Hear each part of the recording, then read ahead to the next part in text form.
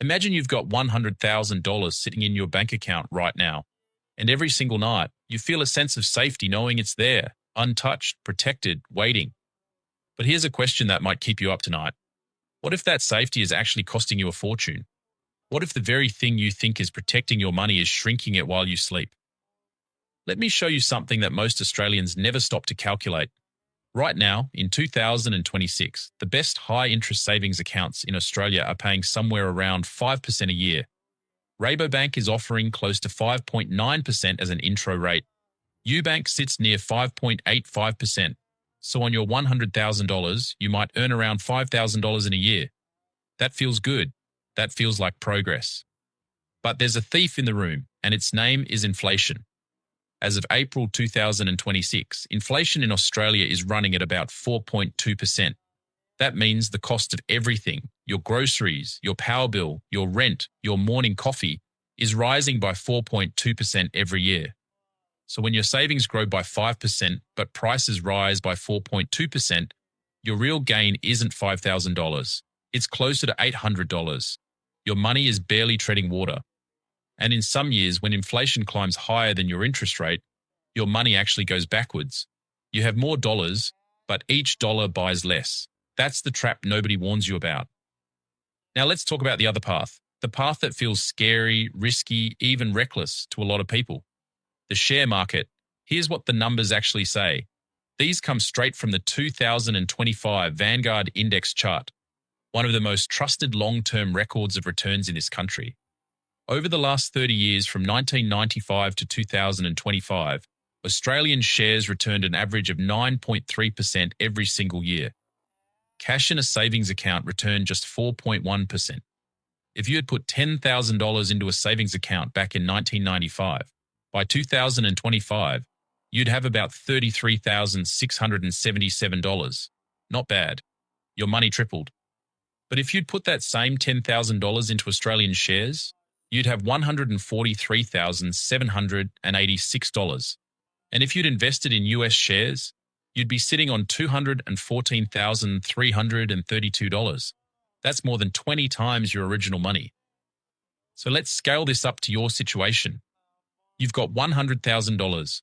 If history simply repeats at those average rates, in 30 years your savings account version grows to roughly $336,000. Your Australian shares version grows to about $1.4 million. That is not a small difference. That is the difference between a comfortable retirement and a struggling one. That is the difference between leaving something behind for your kids and leaving them nothing but stress. And here's the part that really shows the power of what's happening.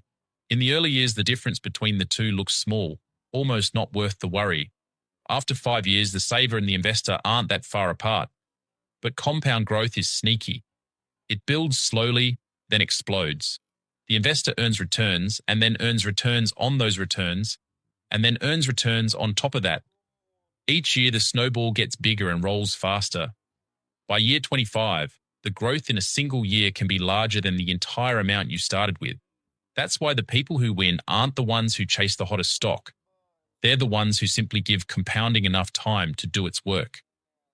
Now, I know exactly what you're thinking. Shares are risky, the market crashes, you could lose everything, and you're right to be cautious. The share market does fall. In the last 30 years, it crashed during the dot-com bust in 2000. It crashed during the global financial crisis in 2008 and 2009. It crashed during COVID in 2020. It wobbled again during the recent tariff shocks.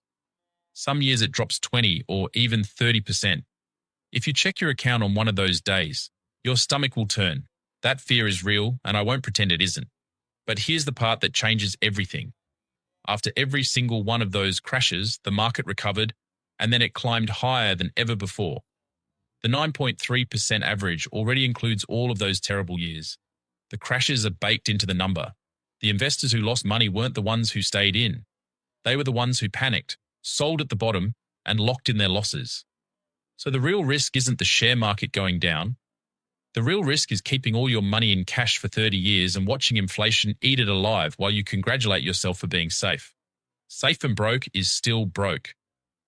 And this is where I want to talk about the real reason most people stay in cash, because it's not about the maths. The maths is clear. It's about how we're wired. Losing money hurts about twice as much as gaining money feels good. So the thought of watching our balance drop, even temporarily, feels unbearable, while the slow, invisible loss to inflation barely registers. We're built to fear the loud, sudden danger and ignore the quiet, slow one. But in money, the quiet danger is usually the one that does the most damage. Once you understand that about yourself, you stop letting fear make your decisions for you. Now, I'm not telling you to empty your savings account tomorrow and throw everything into shares. That would be reckless. Smart money management isn't about choosing one or the other. It's about giving each one the right job. Your savings account has a job, and it's a good one. It's your emergency fund. It's the 3 to 6 months of expenses you need within arm's reach. It's the money for the house deposit you're buying next year, or the holiday you've already booked. Cash is brilliant for short-term goals and peace of mind. Nobody should invest money they'll need within the next 3 to 5 years. But money you won't touch for 10, 20, or 30 years? That money has a completely different job. Its job is to grow. And leaving long-term money in a savings account is like hiring a world-class athlete and asking them to sit on the couch. You're wasting its potential. The Australians who build real wealth aren't smarter than you. They don't earn more than you. They simply understood one thing earlier than most. They understood that time plus compound growth is the most powerful force in personal finance. A 25-year-old who invests $100,000 and never adds another cent could retire a millionaire by simply doing nothing for 30 years. That's not luck. That's not a get-rich-quick scheme. That's just maths, working in the background of a patient person's life. So here's what you can do today. Take one honest look at your money and ask yourself 2 simple questions. First, how much of this do I genuinely need in the next 3 years? That portion stays in your high-interest savings account, earning that 5%, safe and ready. Second, how much of this am I never going to touch for a decade or more? That portion deserves a chance to actually grow. You don't need to be an expert. You don't need to pick individual stocks or watch the market every day. Low-cost index funds let you own a slice of the entire Australian or global market for a tiny fee, and they're available to anyone with a phone and a few $100s. The barrier to entry has never been lower. The only thing standing between you and that long-term growth is a decision.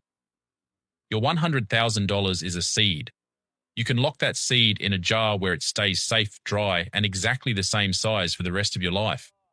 Or you can plant it, water it with time, and let it grow into something that changes your entire future. Both choices feel safe in the moment. Only one of them builds wealth. If this opened your eyes even a little, do me a favor and hit that subscribe button. And don't forget to turn on notifications so you don't miss the next one. I'll see you there.